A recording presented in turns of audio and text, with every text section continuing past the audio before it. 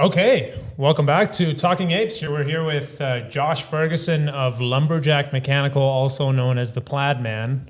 Plaid Man. Maybe tell us a little bit of story about kind of why we're all wearing plaid and why I look like this today. I think you look great. I don't think there's any excuse for looking like that. It was snowing. That's why you're wearing that. It was snowing where you guys are at. Snowing where I'm at. Yeah. So it was a little. It was good. It just means we're gonna get a couple no heat calls tonight. It's fine. That's good. Excellent. It's like business. Tiny little dollar signs falling out of the sky. Was it you when it started snowing in September? Starts doing a ballerina dance out the front door of the shop, going, "Look, guys, it's heating season." It's finally here.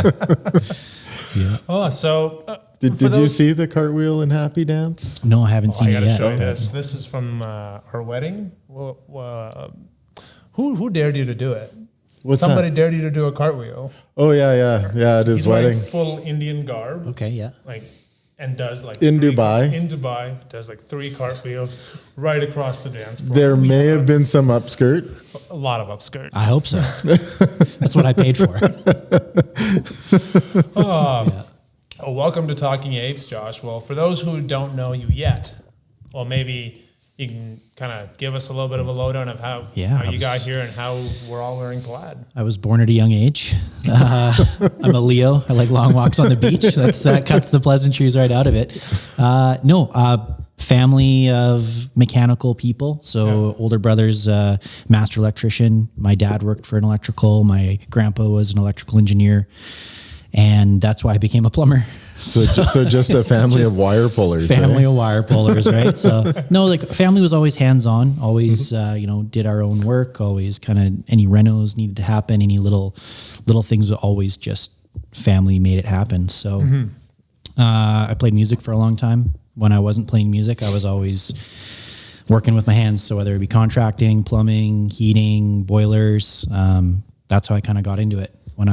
Playing music. Yeah. So I played music for a number of years, right out of high school. Had a record deal. That was fun with Warner Brothers. So when I realized I didn't want to live on a bus with 10 other smelly dudes with attitudes, I figured I'd cut my hair, get a real job, and marry my sweetheart. So came back and wanted to be the typical man with a family and a house and not all the way gone all the time. So it was off the road. Full-time family guy. Off the road, full-time family. I know there's a lot of guys out there who wish it was the reverse right now, but I wouldn't have it any other way. Great kids, great wife, great in-laws, great parents. 3 boys, right? 3 boys, yeah. So future employees, as I like to call them. Yeah. So Jack's 9 years behind in rent, so he's got some keeping up to do. So yeah, but no, they're all helpful. They're all helpful and handy. So I came back in 2008. That's when the first major recession kind of happened. You thought, hey, I'm going to start a business. Had some money in my pocket from the road, and I bought a house and a car and lived in the basement. We did renos and rented out the upstairs. So wife's handy too then? Wife's handy, yeah. She'll get down and dirty. She'll make it happen. So she'll do drywall. She'll knock floors out of the way. Well, that's good. Yeah. How about the kids? Are you training them? Oh yeah, they're learning. I think next week Jack's going to be doing some soldering, so learn how to do some stuff. So maybe Jack's going to teach me how to solder. I got to fix some headphones. Teach him with the torch, yeah. But so I'd always worked. I'd always had Lumberjack as a side gig. That was my goal was to be my own boss. My goal was to be the master of my own disaster, I guess. So I always putting it. I like that. I kept it as the background thing while I finished up my ticket, and I had a lot of hours towards plumbing and heating when I got my apprenticeship booklet, and so I got to kind of steamroll through my classes a bit because I had a lot more hands-on experience. So here at State. Yeah, at State. Yeah, so graduated from State. So yet another State graduate. There you go. I think once you live in Calgary, you're kind of stuck here. It's good. I like being here. So I've been all over. So like I was born in the Philippines, traveled all over the world. So I'm the albino Filipino, right? Or did they kick you out for being too tall? Or? Yeah, pretty much. Yeah. Like something's wrong with this guy. He's 6 feet tall. He's not one of us. Not one of us. Yeah. Something's one of these different. is not like the Yeah. I always used to think I was adopted, but I realized I was the only white kid in the hospital. So that was definitely outside of any of that. So. Oh man. Yeah. But your wife is also from somewhere too. Yeah. So my wife was born in Scotland and then spent a lot of time in Mongolia. So she is the pastiest, whitest Scottish girl you've ever seen, but speaks fluent Mongolian. So it's a real trip when we went there. It just, Do you guys do a family holiday there? Or we did, yeah. So when her parents were leaving Mongolia, they did a bunch of NGO work out there. When they were coming back, we went out and did stayed in a Gare camp, went out through the Gobi Desert. All through town. So saw some Bactrian camels. Yeah, right in the wild. It was awesome. I want to go back. I want to do a motorcycle trip across Mongolia. So that's a big thing. It's like the Mongolia motorcycling thing is. Well, the Mongolia is a tough ride. You got to have a pretty epic bike to be able to handle the landscape. Light though. It's got to be light. Yeah. For those of you who are into biking, check out the Long Way Round. You and McGregor, Charlie Borman. Borman. Yeah. So my father-in-law, when they saw that, they were actually there in Mongolia at that time. And when they get to this head road, if you ever watched the episode, I don't know which episode it is, they get to this head road and they have to choose to go left or right. They chose left. And it was the wrong way. If they went right, they would have hit a nice gravel road, would have been fine the whole way. They went potholes, streams, rocks, dirt. Washed out roads, mud. No roads, just no roads. Was that like I haven't seen this documentary, was it like a conscious choice to go the wrong way? Yeah. Okay. Not the wrong way, just their way. Well, they were, so those guys were both road riders and they were trying to go from Scotland around the world and picked up in New York. Okay. Yeah. Interesting. So you guys, you're from Canada. Yeah. Through the Philippines. Via the Philippines, yeah. Your wife's Scottish by way of Mongolia. Yeah. Came to Canada, yeah. And how did you end up as the Plaid family? Like what was, I mean, Lumberjack seems like you kind of think about Canadian icons. Plaid is about as Canadian as it can get, but what kind of made you really kind of double down on that? Because a big part of your business is really kind of emphasizing that, one, the rock and roll background that you have, just kind of perusing your Instagram. A lot of people know how to find you. What kind of drove you to be so, this is the marketing mind in me kind of asking these questions, like where did you really kind of end on, this is what I want to do and this is how I want to present it, and I really want to double down on the branding and the colors and everything? Music is marketing. It's not necessarily who's got the greatest song. That's for the big time songwriters, all that stuff that go through those major labels and stuff. When you're grassroots, you can have a good feeling. You can have a good attitude. You don't have to be the best musician. You don't have to be, like, I'm self-taught. I never had any lessons. The first band I was actually in, if these guys are watching, I'd never picked up a bass before in my entire life before that. So family was always musical, always sang, mom played piano in church, all that kind of stuff, did kids choir, but never picked up a musician seriously, ever, an instrument seriously. So, I lied. I wanted to be in a band. I thought it was cool. That was fun. And I just learned how to play 4 strings. It's probably the easiest one to do. So you just got to stick with the kick drum and pick one of 4 strings and make it happen. So, music is marketing. So when you're on the road, the only way when you're a struggling musician is you got to con someone into letting you rent a place to play a show with a couple other bands and say you're not going to break anything when you do. You got to be able to sell T-shirts and CDs to whoever. Yeah. So it's direct, your clientele is right there. So if I wanted to sell some, we'd always be there. I'd be like, hey, we're going to hang out at the merch booth after. If you want to come hang out, that's cool. We'll find a Denny's after. Let's keep this going after. And you just meet the people in those towns. So then they bring 2 friends or bring 5 friends or 10 friends. And just every time you come back, it grows from there. So when I decided I wanted to come back, I was thinking long and hard about I want to be known. I don't want this to be Josh's Plumbing and Heating, because that's not a business that I can in the future sell. And it's based, I didn't want to ever own my job. I wanted to be a business owner. So I want to excel to get to that point. So when I was thinking about things that are synonymous with being Canadian, hardworking, once you see it, you don't forget it. That's where Lumberjack came from. I perused through hundreds and hundreds of different names and sketches and ideas, and kind of cultivated through, Lumberjack Mechanical was my first little side thing. And since then we've put it through to Lumberjack Plumbing and Heating. So we cover full plumbing, HVAC, hydronics, ACs, boilers, everything. So being that you picked going after iconic Canadian branding, how important is it for you to use Canadian products? 100%. So we try to do Canadian as much as possible. So especially nowadays, you're looking at everything that's happening in our economy. How hard is it to get equipment that is made in China or in Mexico? It's even sometimes in the States, just with border restrictions and quote unquote fair trade, free trade. So we primarily use NTI boilers. They're a Canadian company. We've been to their factory, love everything they're about. So that's a big one for us.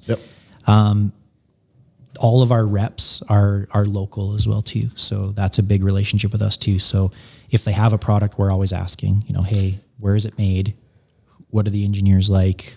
What so we actually had a guest on the last show, and we asked, because he does a lot of consulting for Canadian government, and it's not ever laid out as preference will be Canadian products, stuff like that.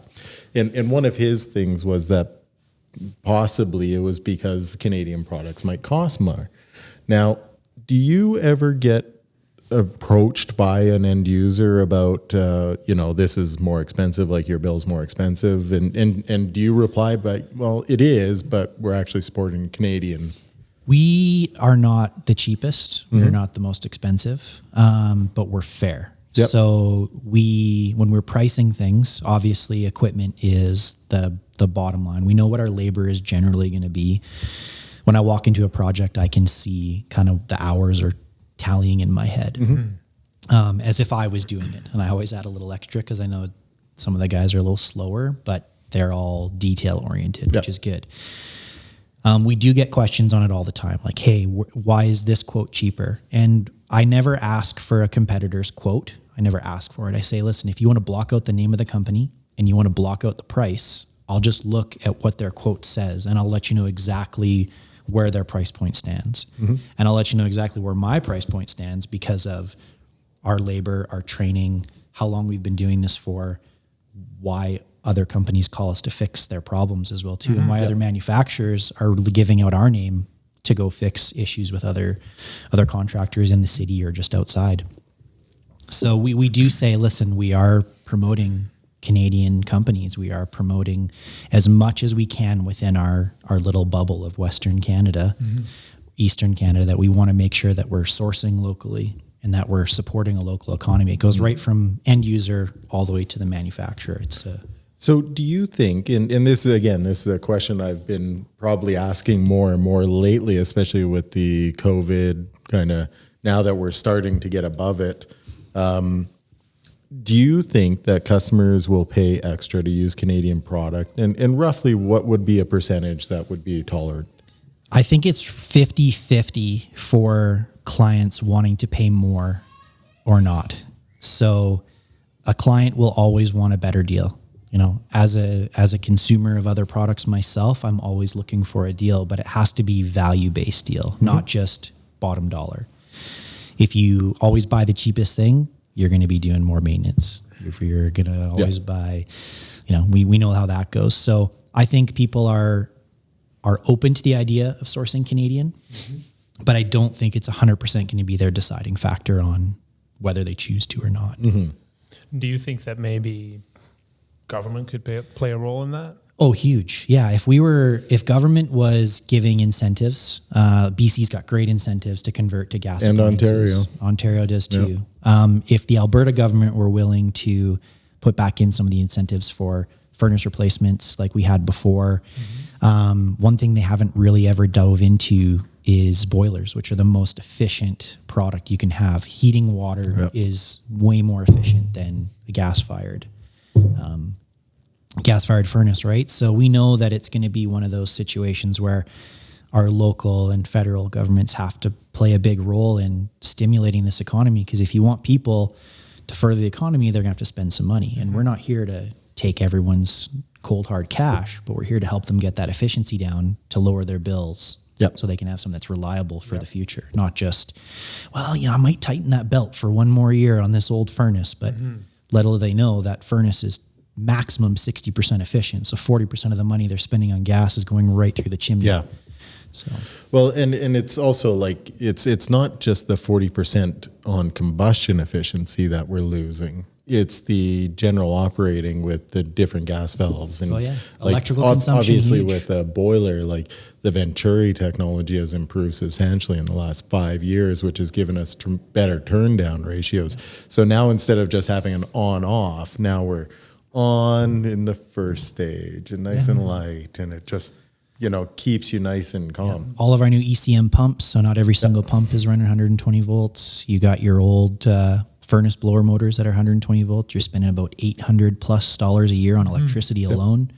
All our new DC conversion motors, you're spending $80 a year on electricity for that furnace. So it's huge. It's not just that gas consumption bill, which 50% of that is service fees. Yeah. Thanks, guys. Yeah. For someone to push F12. Yeah, pay them. Yeah, pay them. Yeah, we may need to douse that flame out. Yeah. So are you seeing kind of this is a question I've been kind of wanting to ask any and all contractors, especially those that have their own business.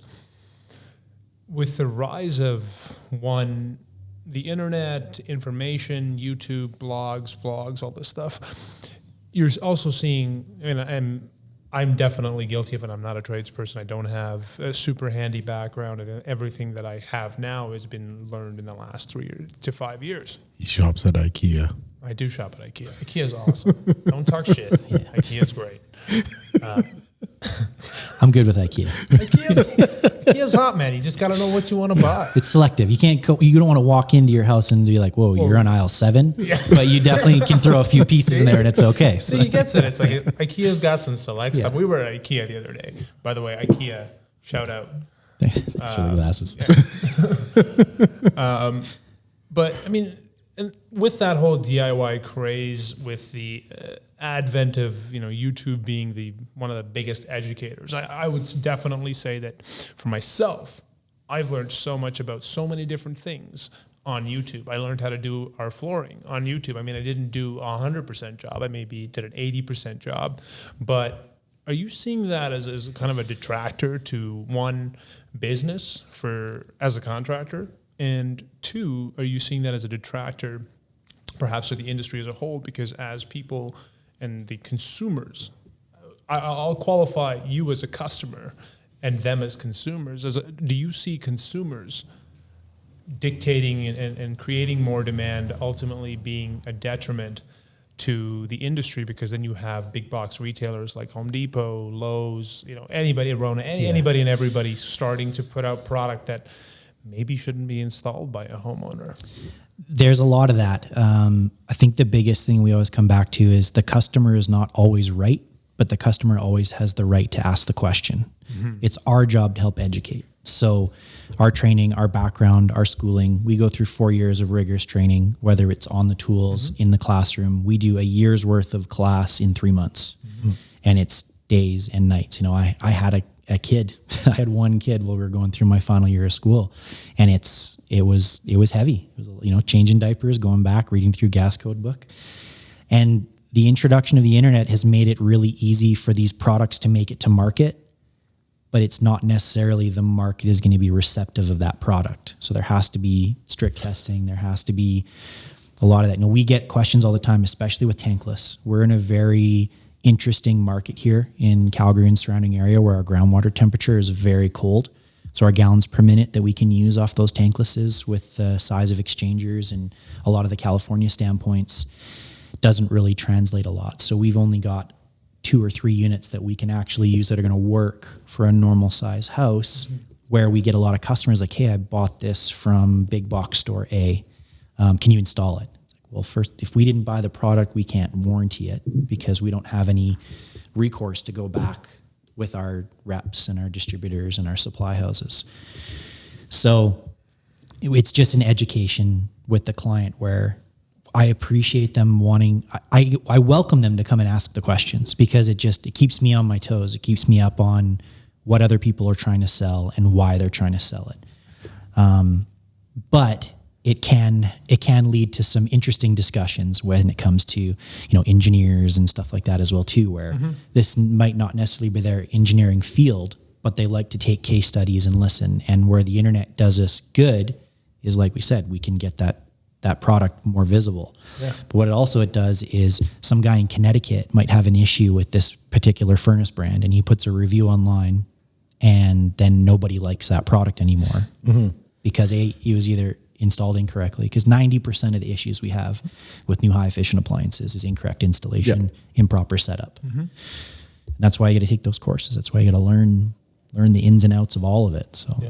So another question I asked last week, and we'll get your perspective on this, is what do you think about continuing education?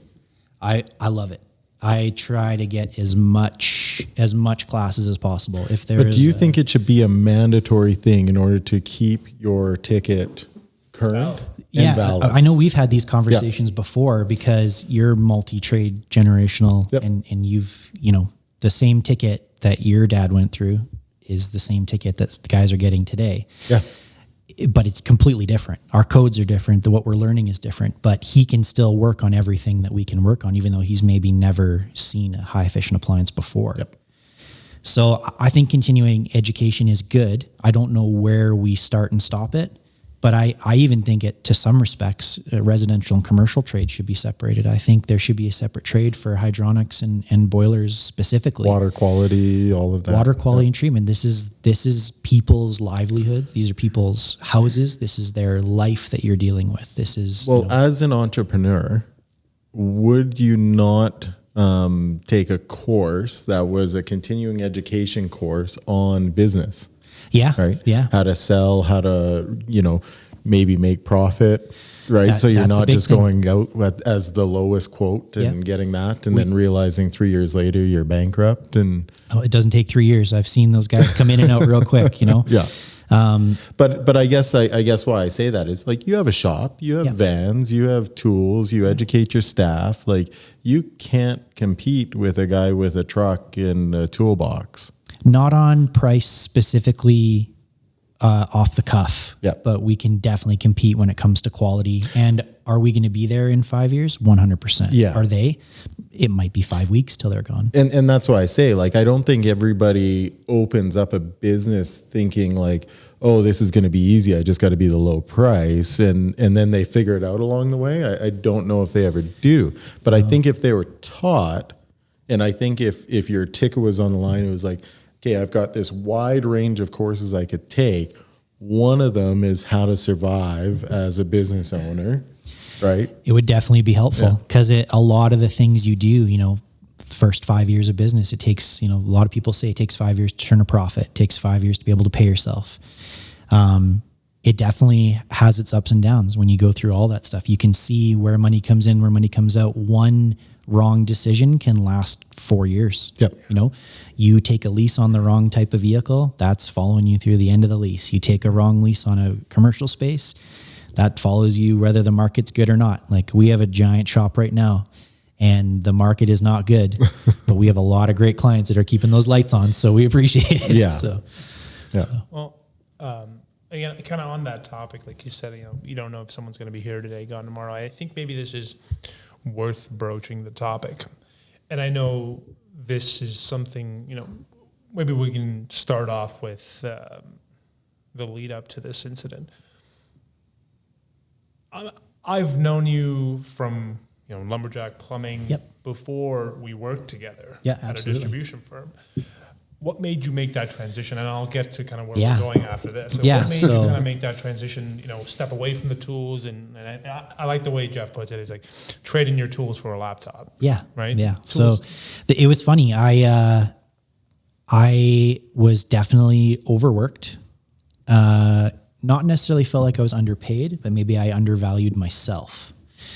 And so I felt that I needed to make a change and see something different. Got an opportunity with a great company, great benefits, great pay, great people to work with, and really started off with a strong vision of wanting to change the industry. I think that's a huge thing that we always drive home is we're only as good as the people that we surround ourselves with. And at that core value, when you look at the distribution model, I don't need an outside sales guy. Mm-hmm. I don't want an outside sales guy. And that's where I wanted to change things, is because I knew that me as a business owner, I didn't have time to talk to that guy. I didn't want a guy that came and showed up and brought donuts to site. Is it because their message is not always, it's not informative, it's not relevant to what you're doing? It's almost not even genuine. Yeah. It's that you, which you feel like they're core. just checking a box, right? Yeah. Okay, talk to Lumberjack, done. Yeah. Right? Well, if that, sometimes you get sales guys that are on your account that you've never seen or talked to. Yeah. Ever. Yeah. And then they try and approach you with a new product. And I'm like, well, what have you done for me? Mm-hmm. Mm-hmm. How can I get your sales up? How are you going to get my sales up? Mm-hmm. Yeah. So the idea of being able to open up and start this hydronics division for Western Canada and work with a great team supplied by, A-class tradespeople or people that have been in the field for a long time that know the ins and outs. It was a great team. It was awesome. I really wanted to make a difference. That was the reason. I needed a bit of reprieve from what I'd been doing because I'm an all-in guy. If I want to do something, I'm going to do it. Nothing's going to stop me. Yeah. But that also leads to its own detriment of I am a bit of a workaholic at times as well too, where it can cause, long nights, long hours, those type of things. I'm a very advantageous individual. I feel like there's a lot of people that would probably agree with you, especially, someone in the same boat as you. It gets trying. It's not easy. You get a phone call at, you're ready to sit down for dinner at 5:30 and your kids are telling you about school and you get a phone call and you're like, I got to go, guys. Yeah. I'll be back. And by the time you get back, they're in bed. So there's been days where I haven't seen my kids for a week and it gets hard. So as a business owner, it's easy because I can shift my schedule a little bit and say, hey, you know what, I'm going to push this job, or I'm going to leave a day or two here. We're going to take an extra long weekend. And it's about making that time with them and knowing, but you have to make time for yourself as well too. Yep. And that's not one thing that I really took ultimately serious when I decided to go to. So did you get that with sales, or were you kind of surprised at what goes into sales? On the other side of the counter, it is a different world.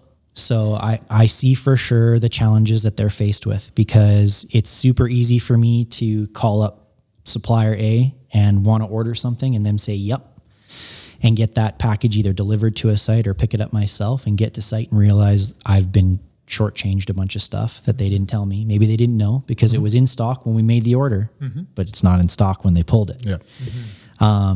And then just turnaround times for that. Because every mistake that's made from the supplier to my end user costs me money. So it's not just a matter of me driving to a supply house to grab the next part. It's, that's 45 minutes of drive time there and back. That's hours that I'm not there. And we all know when you stop a task and then restart it again, even if it's a phone call, momentum is huge. You've lost half an hour just by one phone call. Yep. So wanting to go to the sales side, my primary role with Lumberjack is sales, marketing, and I'm still on the tools. I'm not absentee from that. So albeit a little more rare, I don't get the everyday calls, but if there's something after hours that the guys need or they're busy, I'll jump out and do it. Yep. I'm fully equipped in the truck that I have. I can make anything happen. And it's a service to our clients that we provide. We want to make sure we're there for them. It doesn't just stop at, hey, we installed a furnace for you, see you later. Yes. No, you're part of the family now. We want to make sure that you, your kids, their kids, your neighbors, they're all going to know and want to use us as well too. So when it comes down to when I went to sales, it's a different beast in itself. It was fun. I had a lot of fun. So being able to show up to an office, I was primarily outside sales. So getting to know trades guys, it was real easy for me because I'm already a trades guy. Yep. So that's a huge in for that. A lot of the guys that are outside sales now, they might have come from used car sales. You don't know. How much do they really know technically? You're more technically proficient than a lot of people that I know. Axes, yeah. That comes in part 2 of the episode. So. I really want to touch on this whole movement towards sales. You say that it's different. You say that you're on the other side of the counter. Is there any part of it that you kind of want, or any part of it that you took back with you as you went back to the tools? One. And perhaps the second part of the question, which would probably be the first part of the question, is what made you go back? Yeah, good question. Big, deep questions there. So here's a bombshell. I never sold my shares in my company.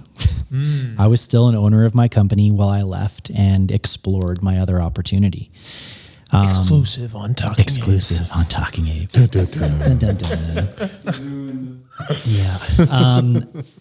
So I was still seeing from a distance. I wasn't actively involved in everything that was going on, but I was still seeing what was going on. It's my baby. And I felt like, although my business partner is amazing at what he does, great at what he does, we are what we are because there's the two of us there. Yep. And Lumberjack didn't work the same when one of those equations was missing. Mm-hmm. So when it comes to the Tuesday morning safety meetings, I didn't have my input. When it came to certain projects or saying yes or no to certain projects, it wasn't there either. So I think the overloading Jordan with the role of everything was a lot for him. He was on call for 8 months straight. He did not get a time off for that.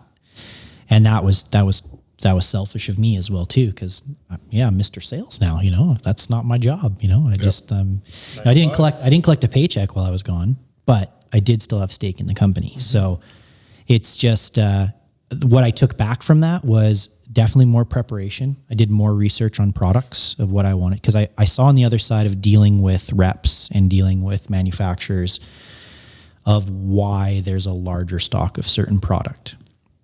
We're not the type of company that will buy a product because you get a flight, because you get a incentive. The rewards? I'm not. Yeah, there you go. Yeah. From episode 2. There you go. Now available on YouTube on Talking Apes. That's my camera, right? That's my camera. So it's identifying the market. I saw what these major suppliers that we have available to us could provide for us, and I saw what we could provide to our clients, and that's clarity. Is we've done our research on the product already. We're not selling something that's going to fail. We're not selling something that doesn't work. And if for some reason everything's man-made, if it does go down, we've got the right products and the right reps and the right distributors working with us to make sure you're back up and running ASAP. Mm-hmm. So here's a question for you. Like now that you've had the manufacturer's agents come in, sit down, go through the product, take you through it on a very technical aspect that you can comprehend. Then you go out and you try and sell this new product. So now what did you learn about the resistance and why? And was it like, well, I'm a trades guy. Like I'm telling you, it's good. Like you got it. We get a bad rap. Trades guys get a real bad rap. Everyone, we don't know that.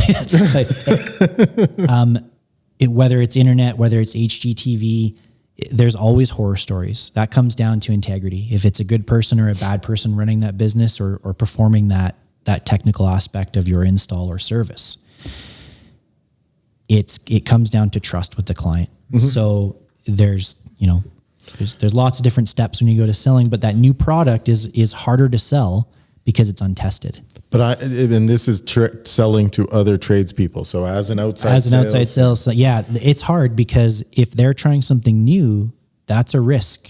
It has to be risk reward. Mm-hmm. That's one big thing that we definitely talk about as well too. It's risk and reward. We can risk everything on this one product. Mm-hmm. where's the reward? When does it come through? And well, would the reward not be standing out? Would the reward not be having a more efficient product? Like people only are going to make things that are going to be a better mousetrap for an issue, right? Whether it's more efficient, whether it's smaller to fit in a space, whatever it is, right? It's usually something that is better. Yeah. Right. So what they perceive to be better. So on an engineering standpoint, from the closed laboratory tests they've done, that product works better. Yep. But we don't know until it comes to our climate, to our elevation, to our gas service, to our installer installing it correctly. That's a huge piece. So now putting on your contractor hat. Yeah.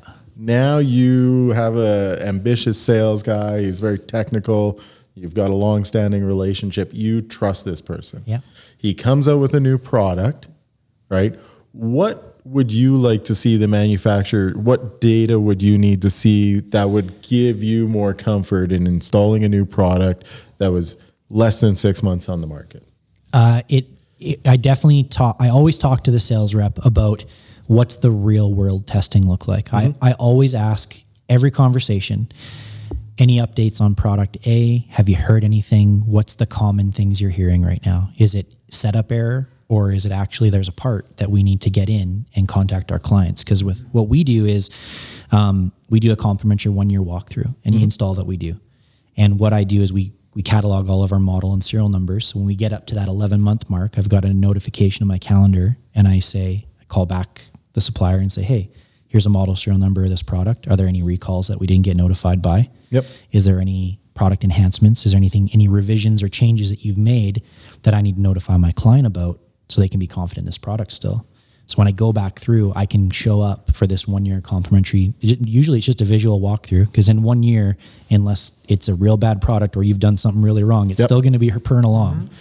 I can say, hey, I've brought in this updated igniter. They've changed the design of it because they found there's a flaw. Or, hey, we've changed these pressure switches because we found there's a flaw in them. Yep. Even if it's not a hard-nosed, hey, we're sending out a full recall notice, they're just like, yeah, we're on revision H now. They've got new pressure switches because it works better with this gas valve. Like, well, give me those pressure switches. We'll make it happen. Yep.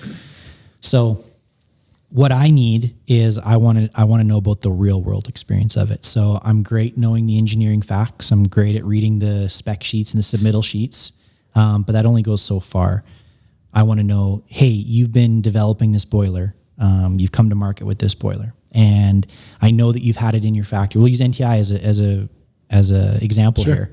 So when they go through their testing, they manufacture it in-house. They've got their manufacturing facility right where their training facility is, right on the water there in New Brunswick. And they will test those boilers in a real world reaction of running the heating of the apartment that's on that place. They will also send that to a rep or a tradesperson to put in their own personal house. So I know that there is a boiler that they've come out with. They're coming out with a new revision that's been in someone's house for over a year. And so I asked them, it's like, hey, give me this person's number. I know you're watching, and let me talk to you and say, how did it perform? We're getting increased performance. We're getting, what's the data feedback? And with all the Wi-Fi capabilities of this specific unit, they can track it and see from being across the country. So that's what I want to see. I want to see, why did you make this newer, better, smarter looking thing? What is the upsell for my client? Yep. And what's the value for them? Because if you have a new product, also I want a deal on the first one, because that's a lot of risk for me. So, well, there's always a learning factor, right? Yeah. Like there's always setup parameters that you have to kind of adjust. You have to go through the manual more. We take that as a wash, just as an education standpoint. So when we're going to do training for a product at a supply house or just an independent conference area, we go do training for that. We look at that as education. We don't look at that as a negative. We look at that as a positive. So I'm not charging my client for the first install for this, but what I'm doing is educating myself and my staff on the ins and outs of it. So we look at that as a teachable moment. So that costs me money. So there's a greater risk for me, because not only am I not making the profits that I should be making on that project, but I'm taking a risk on this new product that's coming out. Yeah. So we will lightly pepper new product into what we're doing, and we will make sure that we follow up with these clients and say, hey, how was this? How does it function for you? So how important, new product on the market, you're confident in their testing, the real world testing, how important is it for you to have parts on the shelf? 100% have to. I want to have every single part on the shelf. On your shelf or on the distributor shelf? Distributor shelf. Okay. Yeah. So if I'm going to and TI again, their new TRX boiler, I knew nothing about it until I was out there as a outside sales representative for supplier A. Yeah. Went out with a great group of people, got through all the training as well, learned about this boiler, saw the advancements they've been making, and at that moment decided, hey, I'm going all in on this new boiler. Yep. I knew they did their test on it. I knew that. So we have installed we've built 15 boiler panels since I've been back, not super long, on that one boiler, because we're so confident in it, because I've seen the real world testing, I've seen the engineering for it, and I know that my supplier that I used to purchase those from has every single part on the shelf. Because as a business owner, I want to make sure that I've got emergency parts available for the regular stuff. Yep. If it's a catastrophic, I'm not going to be holding on to exchangers. I'm not going to be holding on to replacement gas valves unless it's something that's known to be a failure on that specific product. I want the average, hey, you didn't get your service done as recommended. You didn't sign up for your maintenance package that we try to provide with you every single time. You've waited way too long to get this done. This is a part that's going to wear out and cause you some problems down the road. So making sure that supply house has those products on the shelf or can readily availably get it within 1 to 2 business days, we want to make sure that that's there for us. Yep. So, and that comes with that partnership role of making sure that we have the right people in our corner. So when a client comes to me and says, why do I choose you over the next one? Well, I'll never leave you hanging. If I have to walk into that supply house and tell that guy at the counter, say, I'm ripping open a brand new boiler back there and I'm taking the igniter and the flame sensor from it, that's what we're going to have to do to make sure we keep buying from you. And they can get a replacement, put that in, and then sell that boiler to me later. Yeah. So I know one of the issues that suppliers have with supporting a brand new product is that they make no money on it. The investment's huge for them too. Yeah. That's the risk reward for them. Exactly. So if they're going to get behind a new product, like if they've got a 5-year parts warranty, they're not making any money on that for 5 years. So what kind of inventory are you looking for to stay satisfied with a new product?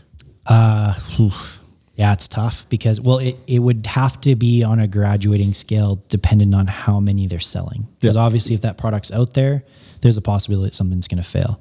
So if they ordered 20 boilers just to get a stocking order in, what would you like? What would your expectations be as a contractor on the shelf? Two of everything minimum. Two of everything. Two of everything. Okay. That specific product, whether it be a furnace or boiler that handles, it has to be 2 of everything on the shelf at all times. At the end of the day, if they sell those 2 parts or that 1 part, they need to put a restock in right away and make sure that it's there quick, not just, we'll get it. They want to make sure there's a full skid. So we'll wait 60 days to get that. It's like, no, you have to have it. So finding out where their distribution centers are, if it's not that individual sole distributor, they want to have their major distribution centers that are stocked for a Western or full Canadian stock, right? I'd like the reps to be able to have some product in their shelves as well too. Interesting. There's certain reps that we don't use. There's certain products that I love that we do not use because they do not stock parts on the shelf. I have a question on this. And then this is maybe from my experience and time as a rep. I don't think the rep should have any stock. Yeah. They're the rep.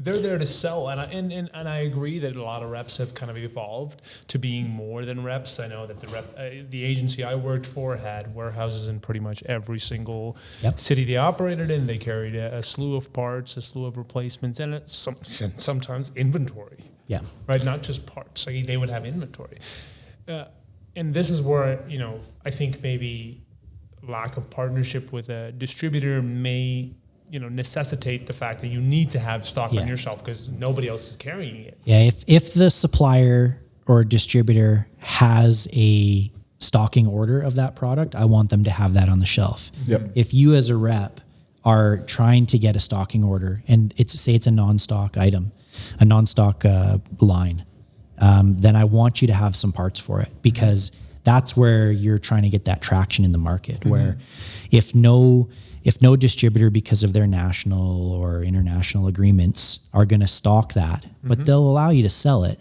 then someone has to hold the stock. So if I'm buying it from somewhere, I want them to have the stock for it.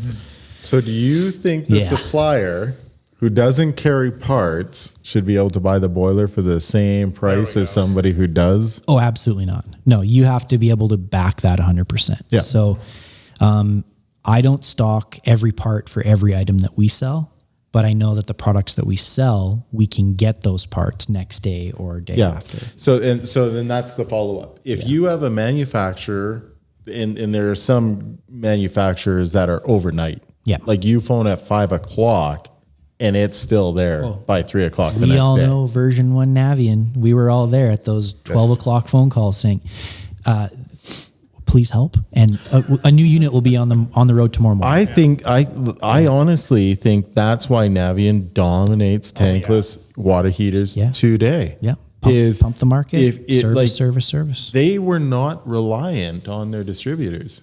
They figured out a way. They took in the cost.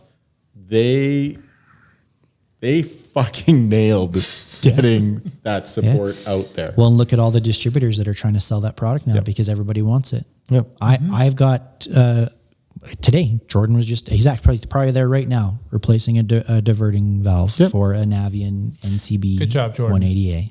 Yeah. It's a part that does go wrong. Yeah. The buffer tank is something that happens, but we know that, like, when I was there doing the maintenance and yearly service, something was going on. Figured it out, found out the issue, called Navian. Hey, I'm going through this issue. Tech support answered right away. That's a big thing. Okay, so number one. Yeah. Why don't all? Here's the can of worms. All of them are spilling. Here's out. worm one. Yeah. Why do all manufacturers not have that if they're trying to sell a new product? Or why is there no understanding from the? You want to do that again? Yeah. Hot mic. Wait for it. Oh, I spoke again. Fine. Do you want me to do it again? Do it again. It sounds really good. There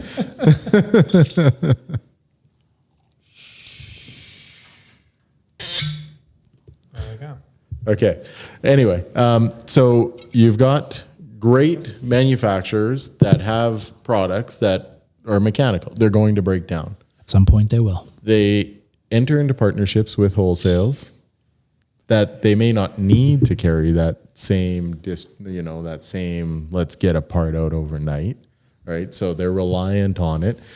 The rep thing, I'm an either or kind of person. Yeah. So the reps, I think the better the rep, I think they have to carry the parts, because I believe it's who has the relationship.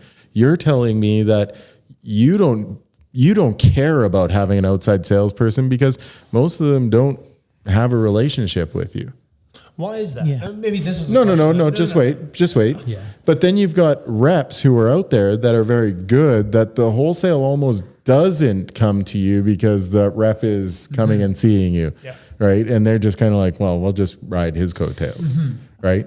Yeah. So I think if a rep is actually very good, I think they need to carry the parts because that's the relationship you have. I see it both ways. Like I said, I almost backtracked a little bit on the last one, but if you're a stocking distributor, you should have the parts there. If you are a rep that's coming out with a new product, you should probably carry some parts with you to make sure it's okay and transition that gap, because version 1, version 2, there's going to be revisions. It has to. It's real world experience of making these better, and it has to work better for the broader market.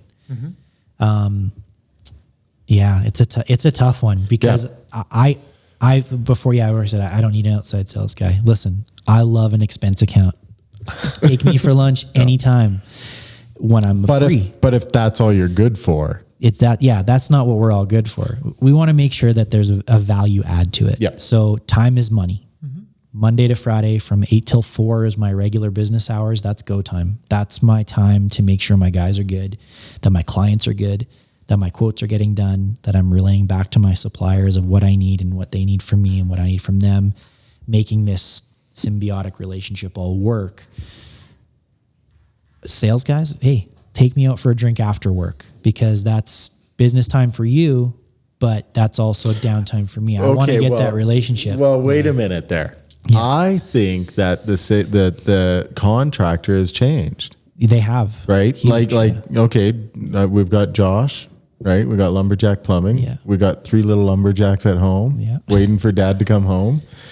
We got a cell phone that is connected now, and your wife can phone you, and your kids can phone you. Dad, I got soccer practice. Dad, I got hockey practice. Like, are you coming? Well, we've learned now that everything can be done through a Zoom meeting, so I can meet a contractor I can meet that rep while I'm driving to my next job site. So, I say this because it's not as easy as going out for a drink after work anymore. I know that. I was an outside sales guy. That's like, what I mean. It's really tough. Like, and I see it both ways. I don't want to see a sales guy. I don't want to go into a lot of sales pitch opportunities, because it's hard to sell me on something. Hey, we're not sales guys anymore. You can talk shit all you want. I feel like you're like holding, but you're like, but I say this because I think that there is a lot of things that have changed in our industry where we used to have the good time Monday, the good time Wednesday, and we'd go for a drink and we'd come home at 9 and whatever. Yeah. Right. Life is busier because you have the access. Exactly. To be busier. But now in saying this is the other thing that I think has changed is those guys who have an active outdoor life, I don't think they're getting the training because of this either. Because all of the training, it's like, oh, come in for free gut rot pizza. Yeah. And all the Coke you can drink. And we're going to talk to you about this. Get this body by saying no, Jeff. After you've worked 10 hours by wholesale. And you can't absorb anything. And 10 hours on a good day, man. 10 hours on a good day. Because let's face it, if you're going out with a salesperson after hours, there's not a lot. It's a relationship building. Yeah. That's what I want out of a rep, is I want a relationship with them. But it's not a time for training. It's no. Training is during the business hours. Training is for that, and I think that it has to be with if they're not a technical individual, then they need to bring in those technical individuals to either to your shop to do a lunch and learn, or breakfast burritos, and everyone gets to huddle around project A. Mm-hmm. The hardest people to get involved with is the smaller businesses. 3, 4. 1 van, 3 vans, 5 vans. So that's do you think training? Do you think that all of that should be done 7:00 in the morning now? I think that I would block off a training section for a morning for my shop. If a rep wanted to come and teach me about certain product that I was interested in, that I would use. Technical rep. Mm-hmm. Technical rep. Not just not a PowerPoint pizza. Here's what I'm reading off a submittal sheet and what I learned from my PowerPoint from my company 2 minutes before this. He's describing me like 2 years ago. 3 years ago. It's not intentional. No, it was good. I bought a lot of boilers off you. It was good. we both made some money, I'm sure.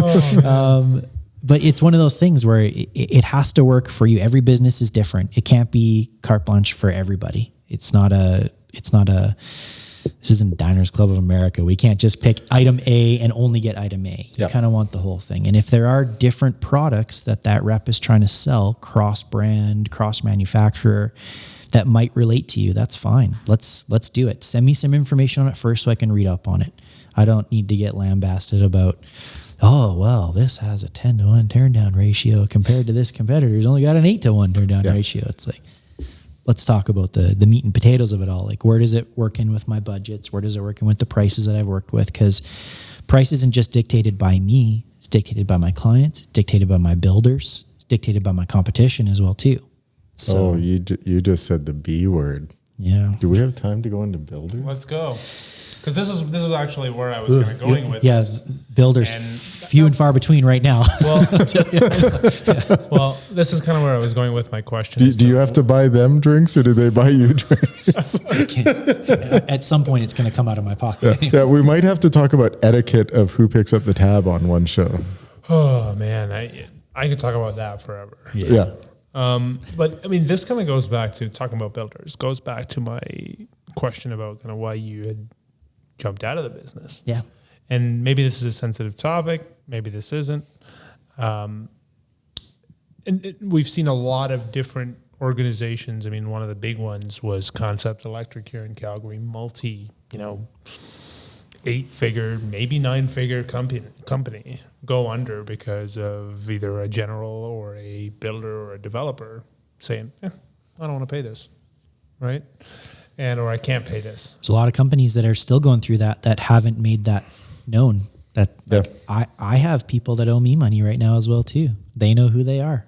I call them and email them all the time. What's a strategy that you use to get people to pay? I've heard some crazy ones. What's one that you found that works? Well, usually the first time I meet them, I'm holding a baseball bat. True story. True story. Actually, one of my best builders. Like when I was a contractor, I had these shirts made up because I always Friday was my bill collecting day, right? That was you go in, everybody knows what's what. Their books are current as it's going to be for a Friday. And that was also excuse day, right? That was the magical excuse day. Yeah. So I went and got these shirts made up for my collection days and there was Free Hug Friday. So whenever they would start giving me that excuse, I would just slowly unbutton my plaid shirt and just open up Free Hug Friday. Free Hug Friday. Yeah. And that was a strategy that I thought was interesting, but we've changed our model a lot. So because of COVID. Let's lay that out. So COVID, we've definitely changed a little bit. So was this is as the Alberta economy has been slowed down for multiple years now. This is our 4th recession we've been through in the last 10 years, 10, 12 years. So. Yeah. So this is COVID is still a cherry on top. COVID cherry on top. Well, what do you go through right now? Well, as soon as things started shutting down, so did people's pocketbooks. Yep. And so that's a shift that can happen at any point. We've seen it a couple times before. So being able to be nimble and shift your focus and move what your main goal is. We used to do, 90, 120, 6-month, 12-month projections. Mm-hmm. Now it's, hey, tomorrow looks cool. Yeah. What's next week look like? Oh yeah, that's cool too. Okay, perfect. So do you think that do you think that the wholesale needs to adjust their collections for new construction? Oh, 100%. I had this conversation 2 days ago. Yeah. In the past, the largest portion of our business was high-end custom homes. So every house gets a boiler. There's 8 bedrooms, 9 bathrooms, all that type of stuff. It's big houses. A lot of this stuff we can't post online because we have NDAs with our builders where I can't take pictures of the house. Yeah. Can't take pictures of the house. Some of the custom homes, yeah. Yeah. Because there's safe rooms now, there's that's layouts. One of the reasons why we started prefabbing our boilers, just so we could show that, hey, we do a lot of boilers, is Smart. I can show what we're doing. I can't necessarily show you that. We were doing the same thing in Vancouver. Yeah. So, because I can't say what builder it's for. I can't say what area it's for. I can't tag or geolocate photos in certain areas. I've got a separate secret file that I've got for a bunch of pictures that I can't post anywhere. Yeah. Because of those NDAs. So that's the customer's right. Until you move back to the Philippines, right? Maybe I pause there and go, unless you're showing addresses, unless you're showing... No, it's... I don't understand what it is. No, it's a big thing. It's a full disclosure. It's design styles, it's interior finishing. Okay, I get it. The builders don't want to give away what they're doing for high-end clients. Yep. And every client has a right to privacy. I understand that aspect of it. You wouldn't, if I posted a picture, you wouldn't really know. That's what I'm saying. But it's the integrity part of it as well too. We've signed that NDA. But I think you guys are doing a lot of different things that contractors don't want to show their competition. Hey, we've got a full geothermal system. And we've got this great backup system for boilers. Do you want to jump into geothermal right now? Not yet. No, another episode. Garbage. Anyways, sorry. Just our market. Don't do it, people. Don't do it. Yeah, it's tough. How do you shift? How do you move? The COVID thing was crazy because it automatically meant a lot of our builders and large contractors tightened. Normally, hey, we're getting paid as soon as we send the invoice. We get paid. Other contractors are 30 days. Some are 15. Some are 60. Some are 90. But when it comes to the supplier changing their minds, we have to set up POs based upon what contractor we're working with. Like when we do everything through a PO system. So when I do a quote, I set up a PO for it. When we do the job, that PO is associated right from quote day one. So I can track how long it took from when I did the quote to when the rubber met the road and how long of a wait time that was. So I know my turnover rate. So if I'm quoting on a big house, I know, hey, I can quote a house and it can be 3 years before it's built. And when we start building, it can be 3 years before it's done. Yep. So when the way we shift it is I always get a deposit on my boiler equipment because a lot of that is custom ordered and specific and takes a long time to get there. And I'm not going to go find it just on the shelf of here because it's a specific product. Yep. And because we pre-build everything in the shop, I can set up multiple boilers at a time. And when I've got a little bit of free time or the guys have some downtime, I can walk through and train them what we like to do, what our standards are, what we see, how we do it. And I can take a little bit longer. So instead of lugging hundreds of boxes into a mechanical room and hunkering down for 5 days, I can walk in and have a boiler done in 2 days. A big, gigantic system. You know what? How much time does it take you at the shop? Probably that. It's way less. Way less. My materials are all there. Walking, ground level through the door. Bins of stuff. Like you don't have to be careful about. You have to think about what you can fit in a van versus what you can fit in a shop. Yeah, that's true. Right? So. Like I can fit 190s on a wall. Yeah. Right, and I can go on my wheeled chair and I can scroll back and grab 5 and come in and. Yeah. And if I'm short, listen, as good as you can be, I don't know a trades guy out there that doesn't have van stock that they have to pull from when they go to an install. And they fucking go for an hour drive for a 30-cent part. Yeah. And it's always those little things that grab you. And if I'm in the shop building a boiler and I hit a wall, I go, perfect. Yep. I can go do some paperwork because that doesn't ever stop. Doesn't ever stop. Computer work, you mean, right? Computer work, yeah. Digital paper. that new tree. Yeah. So the electric tree. The electric tree. E-tree. Yeah. So and it comes with people too. So we've shifted. All of our service clients is pay upon receipt now. There's no more 30 days. There's no more 15 days. It's you pay when we're done. Service. When it's retrofit. Commercial and residential? Both. Really? Which is interesting. Loses us a lot of commercial jobs. I was gonna say that is a tough way to go for commercial on any new client. Is that just like COVID thing? Or that's changed for COVID. Okay. Yeah. Okay. That's changed for COVID. So any new client has to do a a refundable deposit, basically just the service call. So if I don't know you, if we haven't had a relationship before. Is that like 2 hours, 3 hours? No, just service call in 1 hour. Just a 1 hour. Just a 1 hour. And then if we're not that's not bad. Yeah, that's our minimum charge is 1 hour and a service call. Yep. We're showing up with $40,000-$50,000 worth of stock in our vehicles plus tools. Mm-hmm. We're equipped to do 90% of everything. If it's a specific or something different or an odd, then we will have to go to a supplier and get it. Or if it's a non-emergency, we'll schedule it for another day. But so in all of our retrofits are material deposit and paid upon completion. Yep. Any of our relationships that we've had with builders or contractors for a time, it'll be 30 days because we know that they have to get money from their clients as well too. We will make special arrangements on draw mortgages for certain projects as well too, because we know, hey, listen, we got to bang out plumbing, HVAC, and get the electricians in there as quick as possible because we got 90 days payable on this. So here's a question for you. If a wholesale came out and said, okay, we are going to cater to new construction, albeit residential or commercial. Yeah. If you come in with a project or a PO, we will give you 90 days payable on that account.